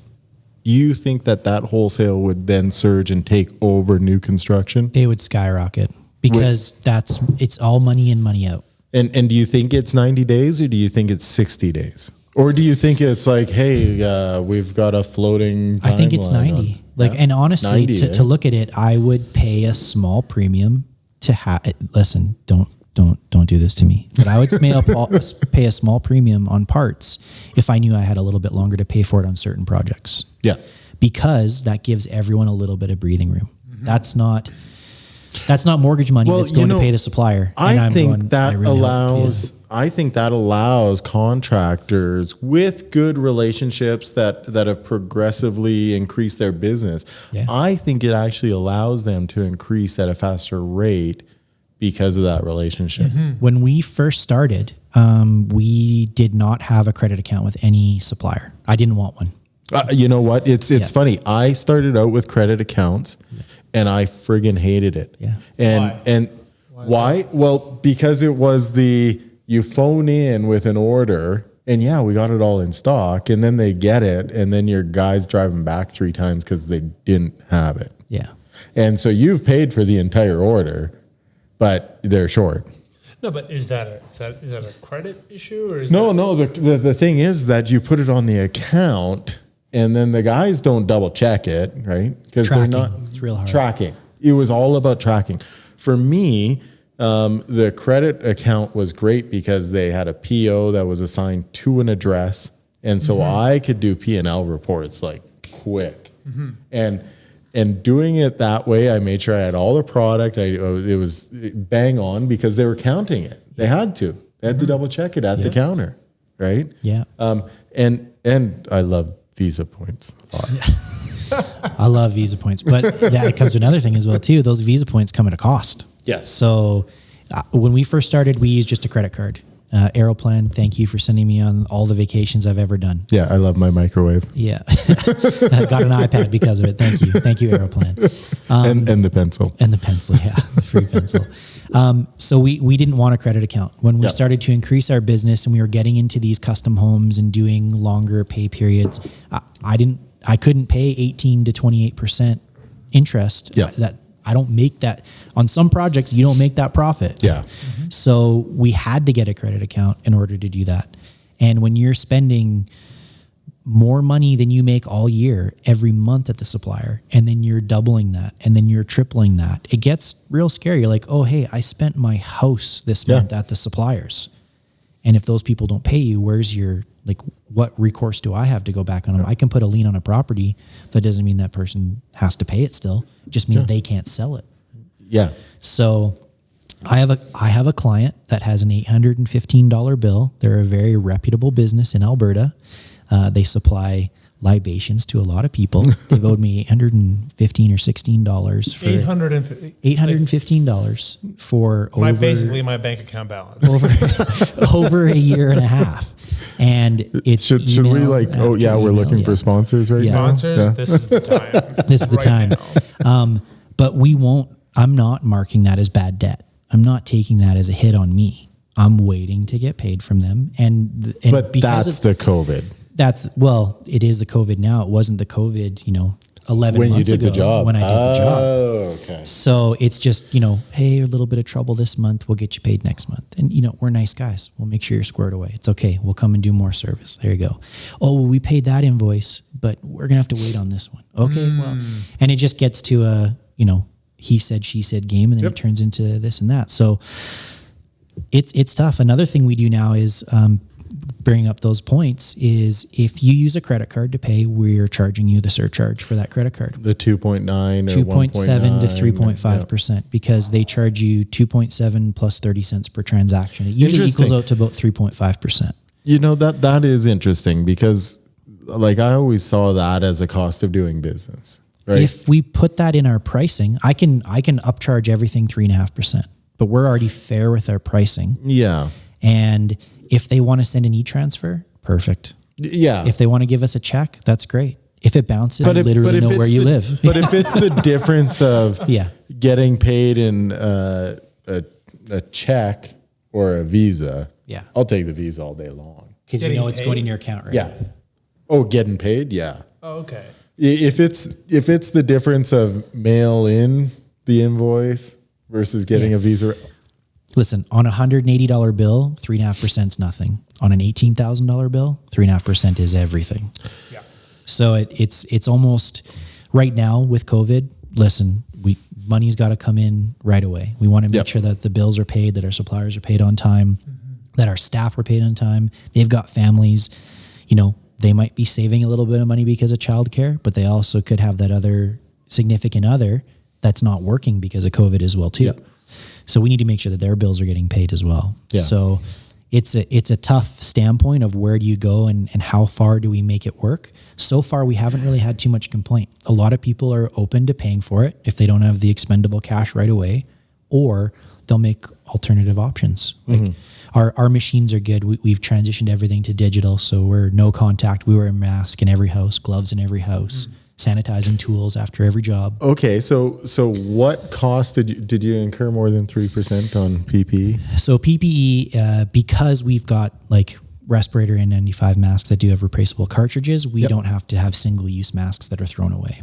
And very nice. Yeah, so it's good. So, but we also have, we've got plaid masks that we wear as well too that are washable. Yeah. So Jordan's mom, bless her heart, made us a bunch of masks, so everyone has 2 fantastic washable, replaceable how masks. many has she made? Like, are we giving any? Getting any play? I've got a used one in my truck, but I was just at a senior's home, so I don't know if you want it. I'm just kidding. No, it's good. With every service call, there's a plaid mask. There's a plaid mask, yeah. So, there is a cost incurred for that, but that's mostly we tag that off as consumables. Yeah. So our consumables are blades and certain glues and stuff like that. Those are consumables, or screws and everything like that, strapping. These masks and gloves are consumables for us. We carry gloves anyways because we do a lot of drain cleaning. Yeah. So we have to be sanitized anyways. We have masks in our trucks anyways because we could go to a commercial plant that has hazardous chemicals. We could be in a renovation situation where there's a lot of dust, where there's multiple trades working at a certain time. Well, just dealing with condensing equipment is acid all day. Yeah. Right? Yeah. I've knocked a couple years off my life for sure. But they're the worst years at least, right? Hopefully, though, for a layperson, it's just acid all day. It's just acid all day, man. Yeah. Well, that is like that. So I mean, like when we talk about that kind of stuff, that is the difference of a tradesperson going in and doing an install correctly versus just running his drain out and it goes wherever it goes, right? Yeah. I tell my guys, take 5 extra minutes at the end of every job. There are the occasional, we forgot this wrench that's sitting there. Come get it anytime. Yeah. It's like, looks like we've donated a few ladders this year to a couple projects, those type of things. But we're here to service the client. We want to make sure they're happy. We want to make sure that they're content. And mechanical equipment isn't set it and forget it, but we try to make it as set it and forget it as possible by offering the options of coming back and making sure they can. Well, I think that actually is like the one thing that the sales rep really should be talking about. Like you said, that TRX boiler, and that was a big game changer because of the Wi-Fi controls. Huge on Wi-Fi. So Kevin, hi Kevin. Hey Kevin. At the factory, he can monitor any boiler that's set up with Wi-Fi. He can log in and see what's going on with that permission. boiler. With permission, yeah. We can see with permission what's going on with that boiler. Yep. So we know that it will minimize our callback rate if I can walk a customer through an easy fix. Well, you know what else I like? External I like the equipment that's going out there because, you talked about earlier about showing up to site and maybe there's a uncommon part that you need. How nice is it that you can get an alert with the code and know, okay, it's either this or this, or maybe it's a setting, right? Yeah. And you can actually show up prepared. Like it ends up costing the end user less money. You get to get more jobs done that day. Yeah. Well, just with COVID, I've been getting more jobs done because there's nobody on the road. Yeah. Yeah. So although it takes me longer to do the job because when I'm wearing a mask, it feels like I'm doing a marathon up one flight of stairs. I bet, my wife's been happy with the waistline. But it's also been, we can fit in an extra job. Maybe only because the bakeries are closed? Yeah, that too. Yeah. Yeah. But it's those things where you just, we want the efficiency to be there. We want the customer to be happy with that efficiency. And efficiency isn't just that 95 to 98% on the equipment. It's how efficient am I to install it? Yeah. How efficient am I to prepare for that? And how efficient am I to solve a future problem for you as well too? Mm-hmm. Yeah. And that comes back to that stock thing as well too. Who carries the stock? Yeah. I like what you said about the panels. That to me, that was a game changer for me installing, because we did a lot of high-end homes in Vancouver where we could just show up with the panels, screw them on the wall, it was already air tested. It was already tested. We keep air tests on through the whole thing, and we do checks. So if we've got supply and return lines, water lines, it's all air tested. Yep. We'll go back, which is great because you don't have to drain the whole damn thing down. We'll go back at basically frame lockout. We'll go back at drywall lockout. We'll go back at finishing lockout. And just as a quick 20-minute, hey, it's on there. A lot of our site supers are awesome now. I don't have to go back. I have a note in my book. It says, this address was at this PSI at this time. Hey, turn that little yellow handle. Let me know what it says. Okay, perfect. Good. Make sure you turn it back off because that gauge is going to leak a little bit. But thanks, gauge companies. Yeah. But, it does help us. Like everything's done at that rough-in stage, and we come back, we slap it in, and it's done nicely and conveniently. So, but with the internet, you're seeing a lot of people learning on the internet of what to do and how to do things. So we do post a lot of things on our stories about what we're doing and how we're doing it, because we know that's going to be deleted in 24 hours. So we're not going to post a picture of everything we do because it gives away some of our advantage as well too. Not everyone has the space. You guys are really good at social. Like I remember coming and seeing you on site, and there was an interaction that I laughed my ass off at because it was so funny. Because if we see Josh, just go like this, Josh. Like, there you go. We got rock star tattoos everywhere. Yeah, some people say prison, but I say rock star. I didn't have hand tattoos always, but when I did get them, my wife was like, "Are you sure this is going to work out?" And you got the ear tattoo too. I got behind the ear as well too. Yeah, the whole front. It's good. The only thing that's missing is a teardrop, and we don't need those. That would be a prison one. Yeah, that's if that might happen if somebody doesn't pay. I don't know. We'll see how it goes. $815. Yeah. So, but I haven't seen, we look at society the way that it is, and I haven't seen a decrease in my business since I've got my hand tattoos or have been rolling up my sleeves. It's kind of more socially acceptable, but at the same time, when I'm talking to someone, they're like, "Oh, he's not a shithead." Yeah. I see shithead. I didn't talk to a shithead. That is really weird. You know, the tattoos for me are fine if it's from like here up, right? Yeah. It was the interaction I saw with you at a church with 85-year-old lady. Yeah, the church. Yeah. There was an older lady, and she just loved you. Yeah, like that to me, I was like, okay, I got a lot of extra grandmas out there. So. I got to give a break to the tattoos down to the knuckles. I remember you were saying because you were unsure. You were unsure if I'd go good on sales. He told that to me. I remember because I don't know. He's got a lot of tattoos. I'm not sure. Well, I've never given a shit about tattoos. Yeah. It was the when it goes past the wrist, I think Jeff starts to shake a little more serious. Yeah. Well, because it was. Is he going to rob me or is he going to buy stuff from me? I can roll up my sleeves and I'm still good. But I mean, I think as a business owner, that gives a lot of people a lot of freedom to do these, and it express yourself changes, the way you want to. So. But I think it does change. Like for me, I'm a very old school business guy. Yeah. You don't say. I know. Comb my hair one way, suit and tie usually. Jeff has haircut. His haircut. Yeah. Oh, second Friday haircut. Yeah. He is struggling with COVID right now. I am definitely bringing out the hippie. Keep growing it, man. It's good. It looks good. I was going to buy a flow is there. It's good. It's suiting you well. See, I'm just happy it's not fucking gray everywhere. Yeah, exactly. See, I'm thinking about getting a new tattoo. Just the cross above the mustache. It says "Insert croissant here." Okay, and just right down into the let's mouth. Start with henna. And then so this is the last episode of Talking Apes. I'm gonna get fired once those bakeries open back. So with the builders, is there a lot of building going on right now? We've been very blessed with the type of builders that we work with. With the high-end custom homes, the people with money are still going to buy. Yeah. They look at this type of market going, I'm going to get a deal on the land and I'm going to make that move. Or they've had the land for a while and they're like, you know what? Now might be the time. There's a lot more people available. It's not a boom time. Yep. So I can take my time and pick and choose. And we've been really lucky. We've still got houses that are coming through. We've still got houses that are spec that are coming through. We've seen renos decrease, high-end renos decrease a bit because usually renos are done while someone's still living in the house. And there's like 20 tradespeople. It's a 60-day turnover. Projects take longer because it's one trade at a time. You know, we've got hand wash stations. Things are in and out. Really, eh? Yeah, we've been making hand wash stations. Thank you to NTI for the compact force. We've been making some hand wash stations for everybody.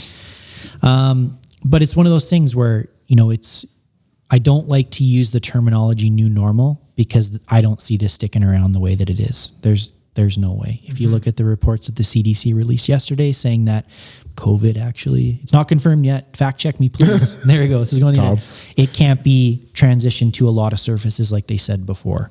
So a lot of the extra concern that they had might not actually be there. Also, people are relational. No one is going to no one's going to hire their tradesperson over a Zoom meeting.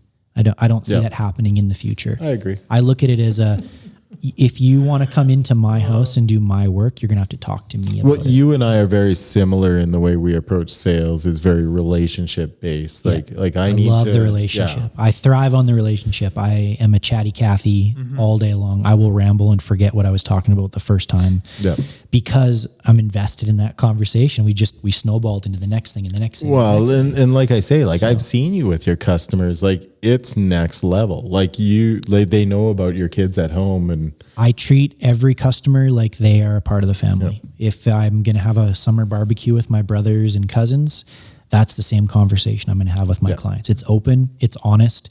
I might swear here and there. I might offend you. I might not offend you. You might inspire them to get a new tattoo. There you go. Or a lovely haircut. They definitely leave wanting to wear a bit more plaid. That's how it goes. But no, it has to be that relation. Like the business is us. We are the owners of the business. And in the future, if the kids do decide to take over some of the work in the future, they're going to learn that. They're going to know, like, you know, I'm an old school, a handshake is a handshake is a handshake. If what I say is what I'm going to do. I'm never going to go back on my word. If something does happen, whether it be my fault or a manufacturer's fault, I will make sure it's done right. Do you think that that's like a bred Alberta thing? Because I think it carries a lot more weight in Alberta than, and maybe even Saskatchewan. I think it's an upbringing thing for sure. Yeah. Like family definitely instilled that in me. Yeah, I'm multi-generational, like with plumbing as well. And that was a big, you know. Yeah, just business in general. It's there's a quick money comes quick, but it also leaves very quick. Yeah. So you have to be cognizant of how it's going to come in. I don't look at every job as like, oh yeah, we just scored a $20,000 job. I'm going to go buy a new bike or a new car or whatever. That money's not mine yet. Yep. So that money's not mine for 12, 14, 16 months. That has to be vetted and sit in that account for quite some time. And I'm a cash buyer guy. I don't like debt. I don't like supplier debt. I don't like personal debt. I've been down that road as a kid, living in a van, playing music. I don't like debt. Yeah. If I can buy something with cash, I'll do it with cash. Yeah. Maybe not cash. If I've got the money in my account, I'll buy it with my credit card and get the points. So charge me that service fee. But you know, it comes down to integrity. It comes down to what you want to present. And that's what I did with sales too. I was very relational. And the hardest thing for me was I wasn't going to be the cheapest guy. I wasn't going to sell you the cheapest product. I was going to sell you the best product. And if that product had a price, it's because it's worth it. And if I'm selling you a product, or if you're asking for a service and I recommend a product and it may be more expensive than the next person, it's because we vetted it. It's because it's what I would put in my own house. So speaking of recommendations that you make and kind of analysis that you do on things that are, you know, up and coming or fading out of the industry, is there any trends in the industry that you find, you know, on the plumbing, heating, hydronics, HVAC side that really annoy you and you kind of want people to just stop, you know, I'm done with this? Or things that I think the non-technical salespeople. Wow, shots fired. No, I'm being very serious with that. Like coming from a trades background, I hate showing up to training. I hate showing up where it's like somebody reading a brochure that I can read. Here's the real bomb though. It's the blind leading the blind. Yeah. The biggest thing that I learned from working at a wholesale and being an outside sales guy is the competition that I thought I had. They're not my competition. You'd be surprised. The people that you are trusting to come into your home, that do not know what they're doing, Yep. that do not know the product. They know the idea and the concept behind it, but there are very few tradesmen in the city, and I can list them on 1.5 hands of who I would trust to come into my own home, because I know that they have the integrity, they've got the technical knowledge, and it's real tough. You could gauge it by the phone call. You can gauge it by the phone call. Listen, sales are sales. Anyone can get a sale out there and do the product and do the project. I have a question on that. Maybe for those lay persons that are watching, what would be some of the key things that, like you said, in that phone call with a person that answers the phone, or whether it's the administrative operator that answers the phone? Yeah. How does someone gain confidence knowing, either from talking to the person on the phone or the person that walks into your home? Because this is a big deal.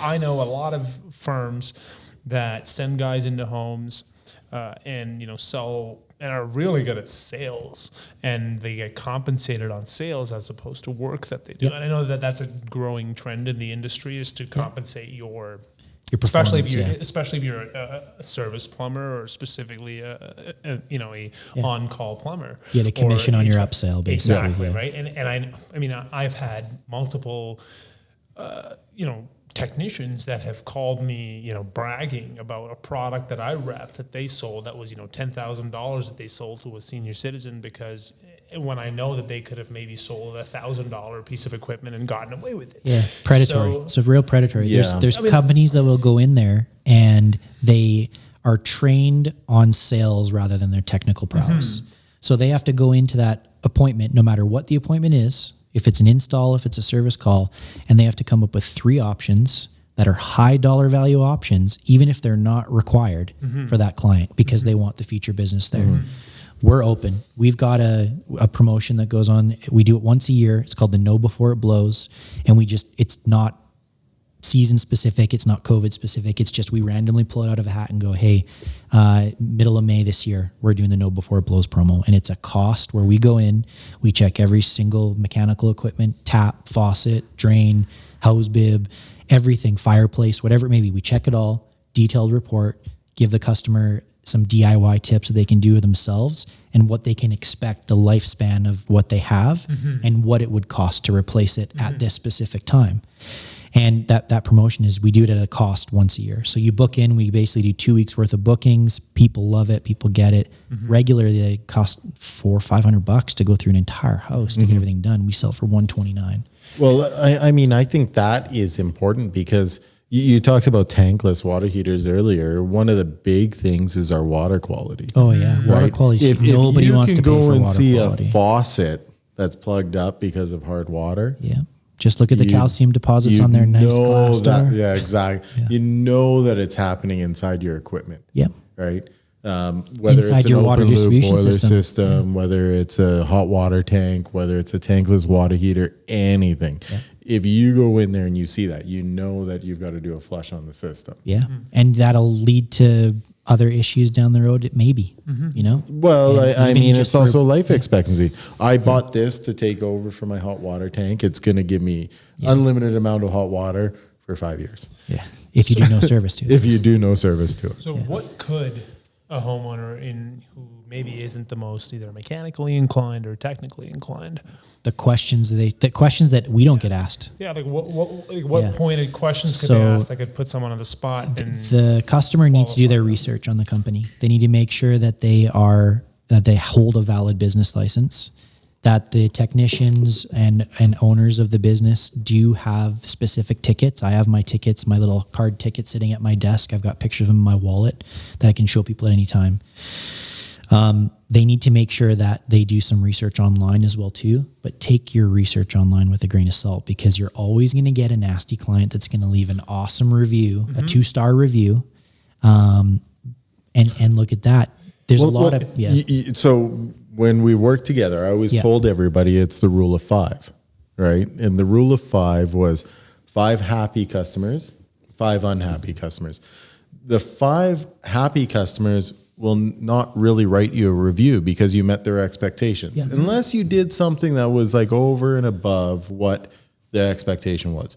The 5 unhappy customers, and this is like some of these customers don't really give you time to rectify an installation, a setup, something, right?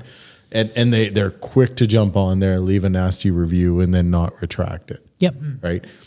The 5 that are happy, again, you've just met their expectations. So it's that rule of 5 where you'll get that negative. Some people don't like giving 100% reviews. They don't believe in it. Exactly. They don't think everyone always did 100%. So with our CRM program that we use for our scheduling, yeah, I was and just billing, going to ask about that. You guys use we use Jobber. Yeah. Okay, so we use Jobber.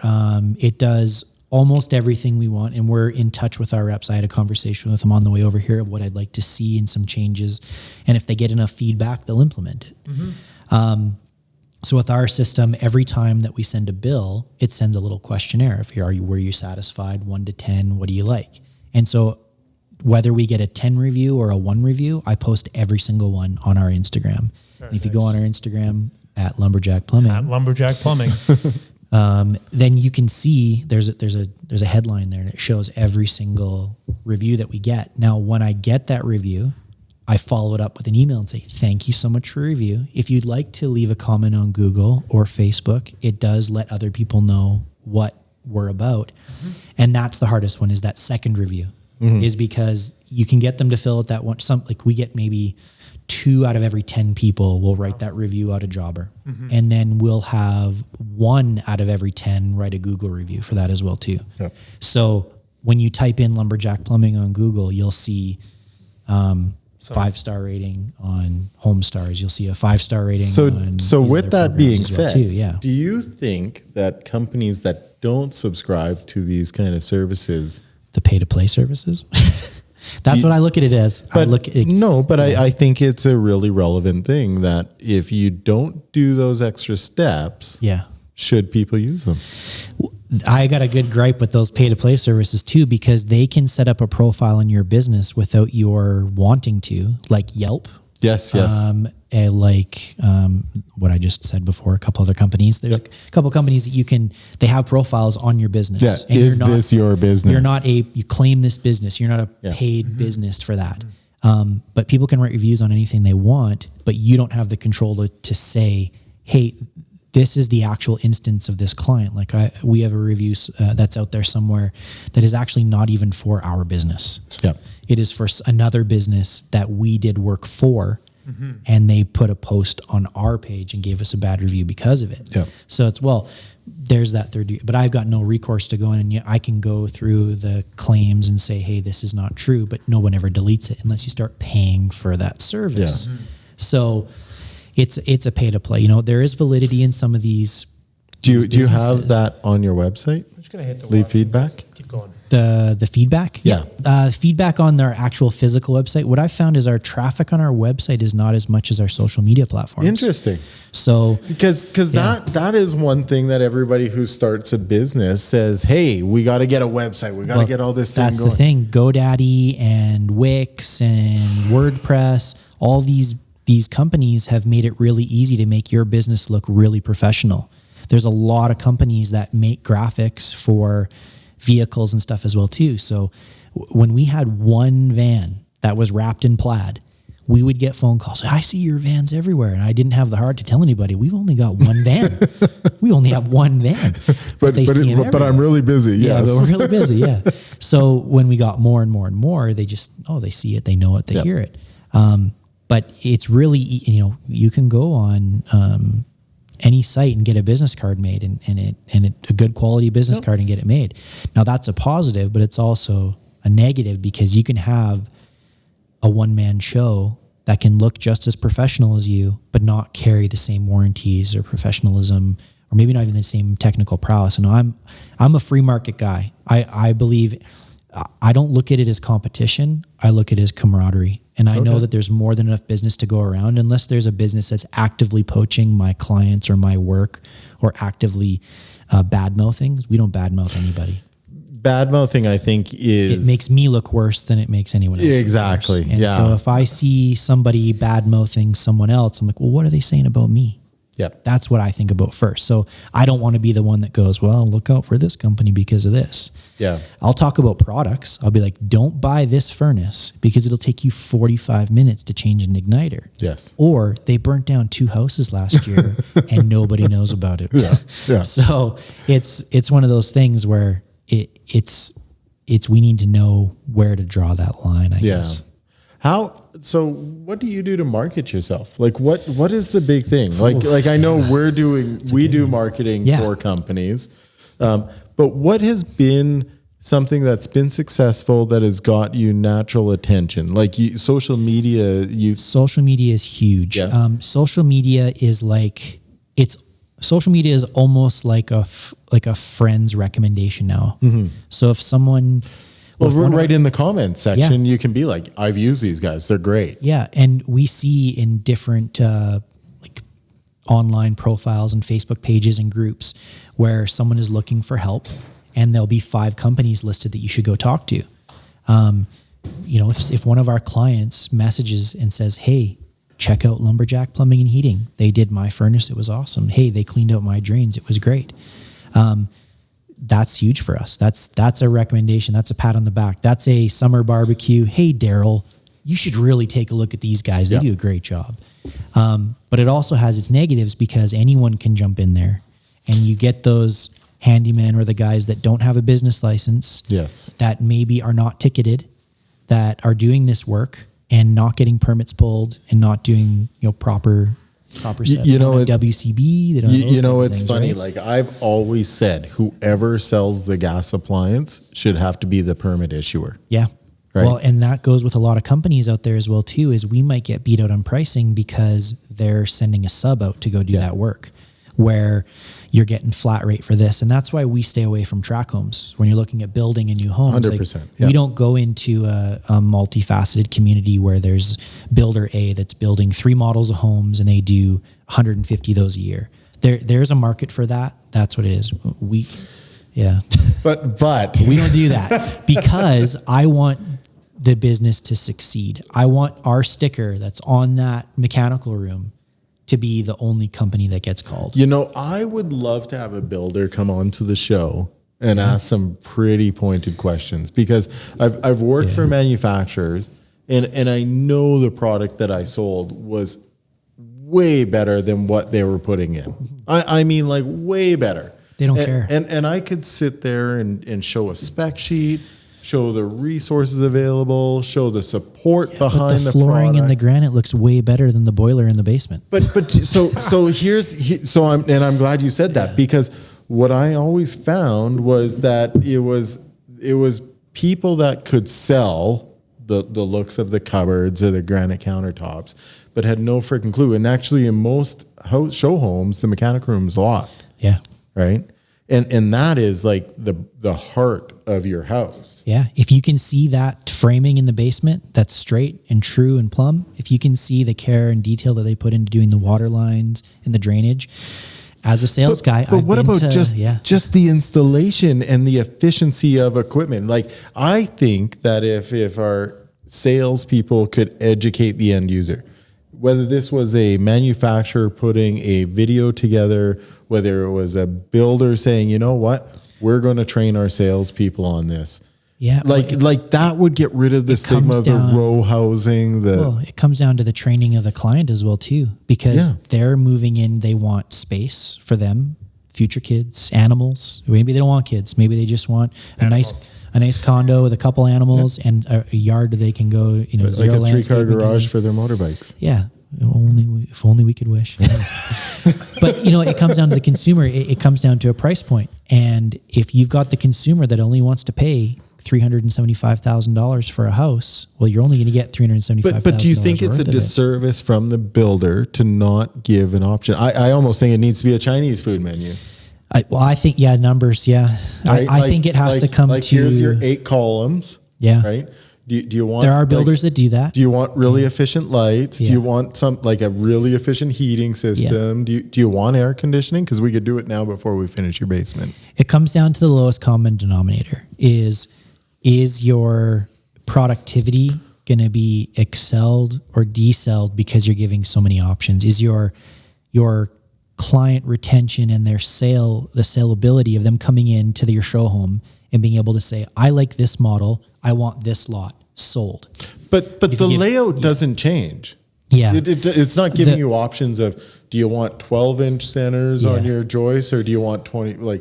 Well, that comes down to the big grouping of we've been through big sales on multifamily and client projects, and we've tried to change their mind on a certain product because we know they're going to have issues with the product. Yeah. And it comes down to a rebate at the end. It comes down to a price point. It comes down to what can I get out of it and how quickly can we get the project done to turnover. A lot of it comes down to buying power too. If the contractor, the builder, whoever can buy more at a lesser, if they can buy 150 single stage furnaces that are 95% efficient that do the job, then they'll do that. But if you give them options on 2-stage and modulating and then indoor air quality and AC and humidifier options, then... So do you not think that would be a monster advantage for a builder to start highlighting on social media with their end users giving those reviews on, I paid 40 grand more, but this is what I got. Yeah. And I friggin' love it. Well, all you have to do is talk to the people that have bought a new home. Well, I'll tell you right now, like I moved into this house coming from Vancouver, where we were this is March 2nd, we moved into this house. Yeah. And we were coming from 80% humidity at wintertime Vancouver. And then we moved to Alberta at 15 or 20%. And I mean, it was dry. Lotion sales went through the roof in this area, didn't they? And then, no. But our house has such a good humidity system and an HRV and everything. And I'm walking around grocery stores at the start of COVID, and I'm going into 20% from my 50% humid house. Yeah. And I'm like coughing lightly. And I'm like, I hope nobody thinks. No. But it's because my house is built well.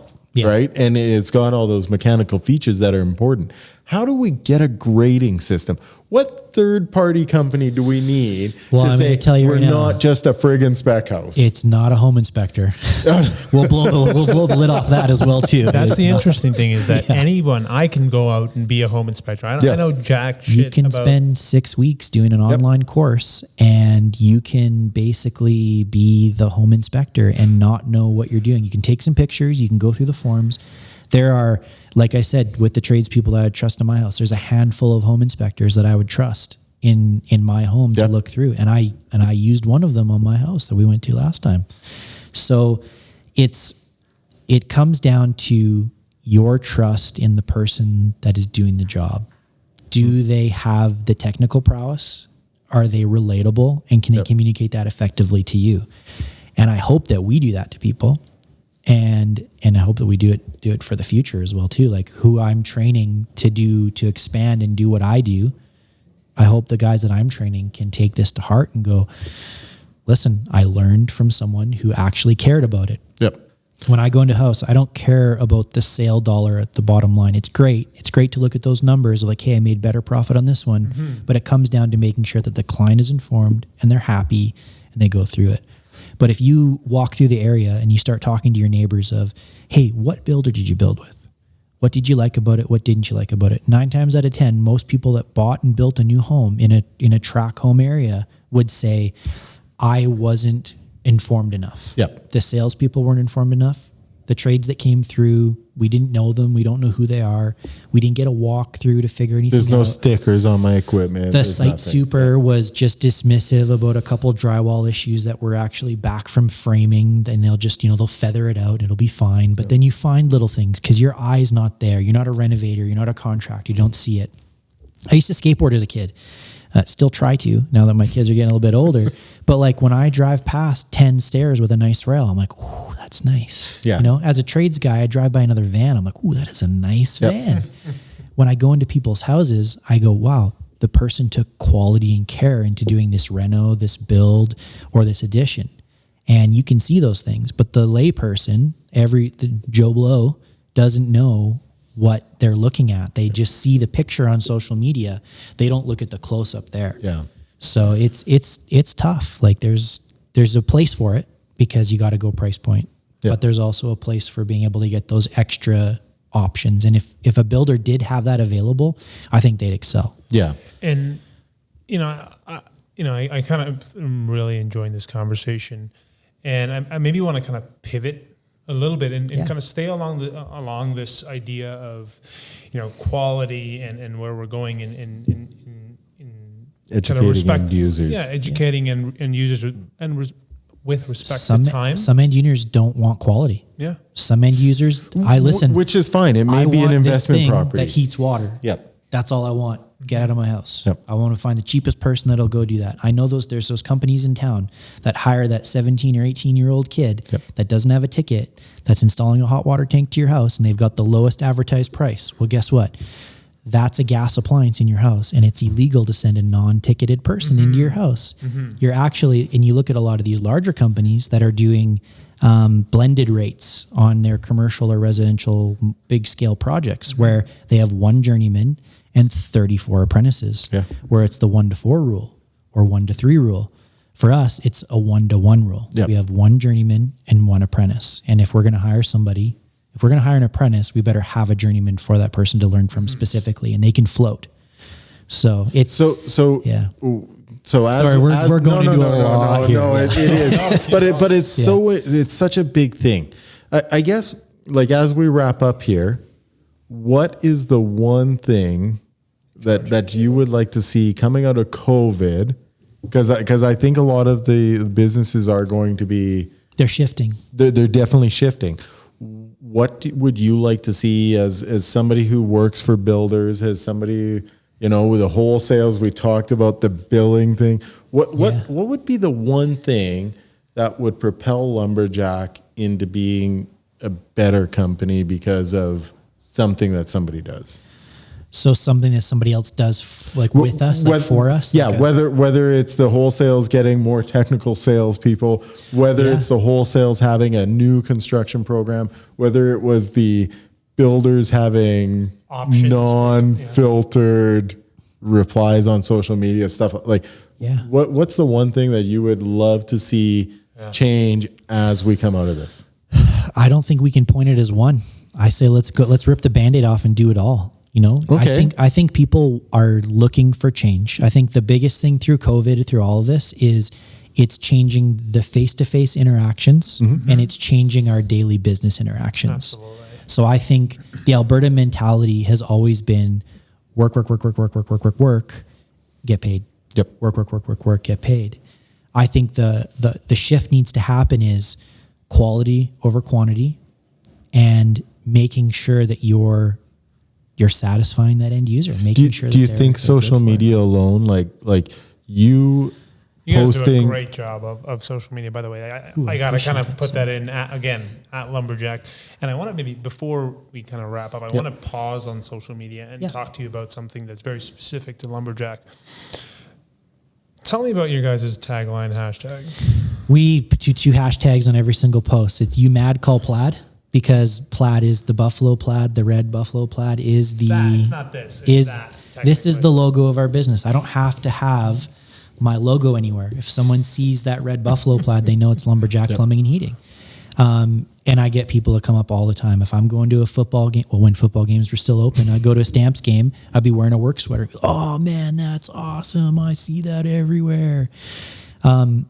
I'm only newly transported back to Alberta, so it's the blue plaid. Yeah. So it's "You Mad Call Plaid" or the Surrey dinner jacket, and it's Lumberjack Got Your Back. Yep. So two taglines that we use with everything is because if you are mad at a situation, if you're unhappy with a contractor, if you're unhappy with something that has happened to you right now, call us. We'll make sure you're squared away. We're not going to turn anyone away. We'll make sure you're taken care of. And Lumberjack Got Your Back because I'm not going to walk away from any project. Whatever it may be, something happens with a product, whatever happens, we're there for you. We'll get you squared There's away. always a solution. There is. Right. Listen, my day is 99% problem solving. It's you walk into a project, it's problem solving. I talked to one of my staff about a problem they had on site. It's problem solving. About a solution that they have, they've problem solved for me. It's great. So it's being cut and dry off the cuff, making sure you can pivot and shift with the way the market's going. So beautiful. Yeah. Well, let's wrap this up. I think we could sit here for 5 more hours. Absolutely. Yeah. I'll be back. Yes, absolutely. Thank you so much. At Lumberjack Plumbing, let people know how to find you. What you guys got going on. Yeah, lumberjackplumbing.com. You guys got the Know Before It Blows coming out. We got the Know Before It Blows promo going on right now. $129 will inspect everything mechanical in your entire house. Book it now because we only block out 2 weeks worth of appointments. So once it's full, it's full. So basically, once this, I'll extend it because this is going to air a little bit later. But once this airs, then we'll extend that out there as well too. Okay. And then we've got should they use Talking Apes? They should. You got to watch Talking Apes. So subscribe, like, comment, share. And the biggest thing too is we've got our shirt. Yeah, we've got our gold, our diamond, and our platinum VIP packages, which are maintenance programs. All on your website? That's not on our website. What you have to do is you have to subscribe on our website to our email list, and we'll add you to our email list, and that's only available for them. It's only available through that, and we have a referral program that's only available through VIP package members. And that's lumberjackplumbing.com. Lumberjackplumbing.com. Lumberjackplumbing.com. Lumberjackplumbing.com.